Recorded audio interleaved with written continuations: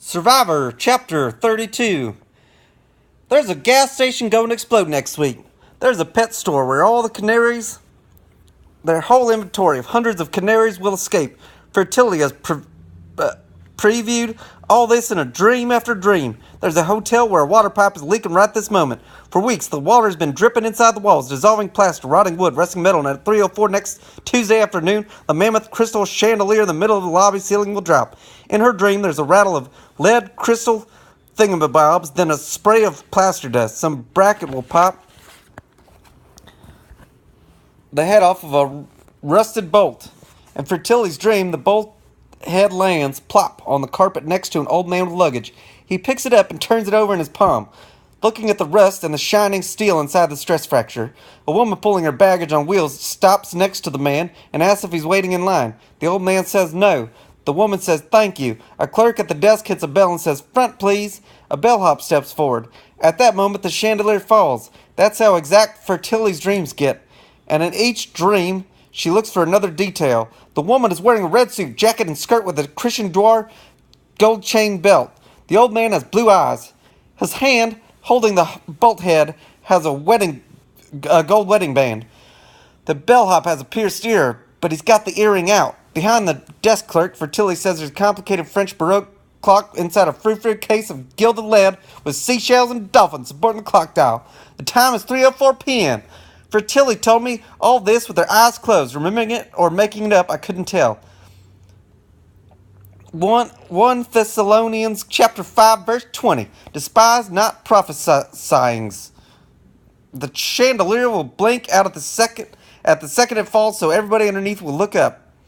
What happens after that she can't say. She always wakes up. The dream always ends there. At the moment the chandelier falls and the plane crashes, or the train derails.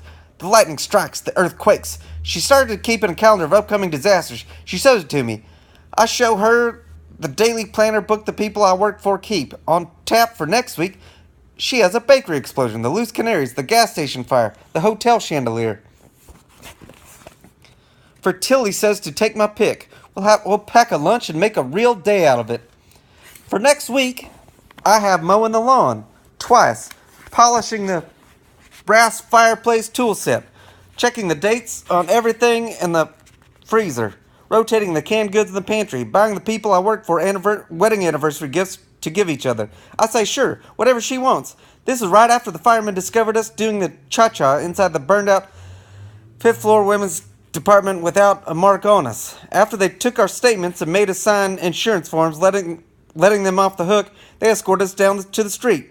We're back outside when I asked Fertility why. Why doesn't she tell anybody and warn them before a disaster? Because nobody wants bad news, she says and shrugs. Trevor told people every time he had a dream, and it just got him in trouble. Nobody wanted to believe in a talent this incredible, she said. They'd accused Trevor of being a terrorist and arsonist, a pyromaniac, according to the Statistical Manual of Mental Disorders. In another century, they'd have accused him of being a warlock. So Trevor killed himself, with little help from yours truly. So that's why I don't tell people anymore, Fertility says. Maybe if it was an orphanage that was going to burn down, maybe I'd tell. But those people killed my brother, so why should I do them any favors? The way I can save humans' lives here is to tell Fertility the truth. I killed her brother, but I don't. We sit at the bus stop, not talking about her bus until her bus is within sight. She writes me her phone number on a sales receipt she picks up off the ground. This is good for $300+ if I take it back to the store and work my scam. Fertility says to pick a disaster and give her a call. The bus takes her away to wherever, to work, to dinner, to dream. According to my daily planner, I'm dusting baseboards. I'm clipping hedges right now. I'm mowing the lawn. I'm detailing the cars. I should be ironing, but I know the caseworker's getting my work done. According to the Statistical Manual of Mental Disorders, I should go to the store and shoplift. I should go work off some pent-up sexual energy. According to Fertility, I should pack a lunch to eat while we watch strangers get killed.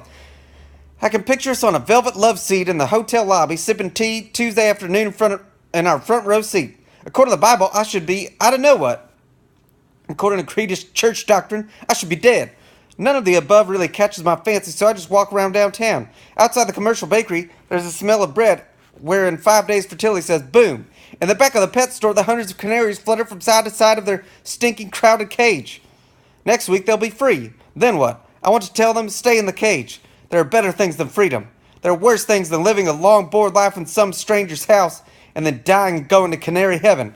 At the gas station, fertility says will explode. The attendants pump gas, happy enough, not unhappy, young, not knowing that next week they'll be dead or unemployed depending on who works that shift. It gets dark pretty fast.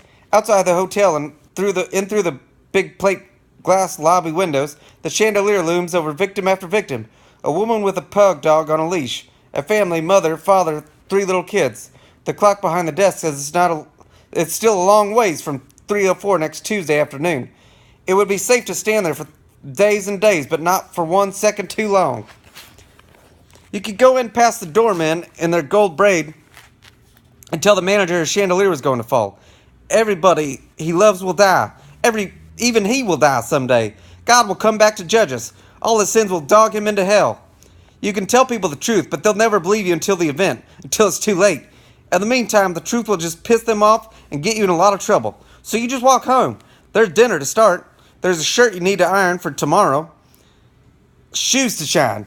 You have dishes to wash. New recipes to master. There's something called wedding soup that takes 6 pounds of bone marrow to make. Organ meats are big this year. The people I work for want to eat right on the cutting edge. Kidneys, livers, inflated pig bladders. The intermediate cow stomach stuffed with watercress and fennel. Cud style. They want animals stuffed with the most unlikely other animals. Chicken stuffed with rabbit. Carp stuffed with ham. Goose stuffed with salmon. There's so much I need to get home and perfect. Perfect. To bar a steak, you cover it with strips of fat from some other animal to protect it while it cooks. This is what I'm up to when the phone rings. Of course it's fertility. You were right about that weird guy, she says. I ask about what? That guy Trevor, boyfriend, she says. The guy Trevor's boyfriend, she says. He really needs somebody. I took him out on a date like you wanted, and one of those cult people was on the bus with us. They had to be twin brothers. They looked that much alike. I say maybe she's wrong. Most of those cult people are dead. They were crazy and stupid, and almost all of them are dead. It's in the newspaper. Everything they believed in turned out to be wrong. The guy on the bus asked if they were related, and Trevor's boyfriend said no. Then they weren't related, I say. You have to recognize your own brother. Fertility says that's the sad part. He did recognize the guy. He even said a name, Brad or Tim or something. Adam. I say, so how is that sad? Because it's such an obvious, pathetic denial, she says. It's so obvious he's trying to pass as a normal, happy person. It was so sad I even gave him my phone number. I felt sorry for him. I mean, I want to help him embrace his past. Besides, Fertility says, I have a feeling that he's headed for some terrible shit. Like what shit, I ask. What does she mean, shit? Misery, she says. It's still pretty vague. Disasters, pain, mass murder. Don't ask me how I know. It's a long story. Her dreams, the gas station, the canaries, the hotel chandelier, and now me. Listen, she says, we still need to talk about us getting together, but not right now. Why? My evil job is getting a little thick right now, so if somebody calls Dr. Ambrose, calls to ask if you know Gwen, say you don't know me. Tell him we never met, okay? Gwen? I ask, who's Dr. Ambrose? That's just his name, Fertility says. Gwen says. He's not a real doctor, I don't think. He's more like my booking agent. This isn't what I want to be doing, but I work on contract for him. I ask, what is it she means on contract? It's nothing not legal. I have it all under control, pretty much. What? And she tells me, and the alarms and sirens start going off. How I'm feeling is smaller and smaller. The alarms and flashing lights and sirens are all around me. How I'm feeling is less and less. Here in the cockpit of Flight 2039, the first of the 4 engines has just flamed out. Where we're at right here is the beginning of the end. Tune in next time.